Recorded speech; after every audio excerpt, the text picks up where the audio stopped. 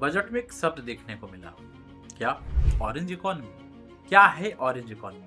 आसान भाषा में समझें तो सभी आर्थिक गतिविधियां जिनका मूल्य विचार से, नवाचार से, संस्कृति से और कला से आता है, उत्पन्न होता है, उसे ऑरेंज इकोनॉमी कहते हैं। उदाहरण के लिए समझ लीजिए कि आपने पिक्चर देखी, उसमें आपने जो भी योगदान दिया तो ऑरेंज इकोनॉमी की ठीक है में शामिल होगा। उसी प्रकार से अगर आप देखेंगे यूट्यूब पे आजकल पॉडकास्ट होते हैं, संगीत है, सारी चीजें मतलब जो हमारे बौद्धिक विचार से उत्पन्न है, ठीक है, जो डिजिटल क्रिएशन हुआ वो सभी चीजें ऑरेंज इकोनॉमी में शामिल होती है। भारत में ऑरेंज इकोनॉमी जो है इसका विकास बहुत बड़े स्तर पे और इसमें डिमांड भी जनरेट हो रही है। लगभग 1 से 2% ये हमारी जीडीपी का जो है योगदान करता है और करीब 2.5 लाख करोड़ का ये एक बाजार अगर आप देखेंगे स्टेटस ऑरेंज इकोनॉमी का इंडिया में है, जिसपे वर्तमान बजट में जो है फोकस किया गया है। इन पॉइंट को ध्यान में रखेंगे। अगर मैं कार्यबल की बात करूँ, अनएम्प्लॉयमेंट को रिड्यूस करना गवर्नमेंट के लिए बहुत जरूरी है। इसके लिए वर्क फोर्स को बढ़ाना पड़ेगा। 8% यहाँ पे कहीं ना कहीं हमें देखने को मिलता है कि कार्यबल जो है इसमें लगा हुआ है और अगले करीब 2030 तक 20 लाख पेशेवर की जो है आवश्यकता होगी इस इकोनॉमी में, ऑरेंज इकोनॉमी में। आगे चल के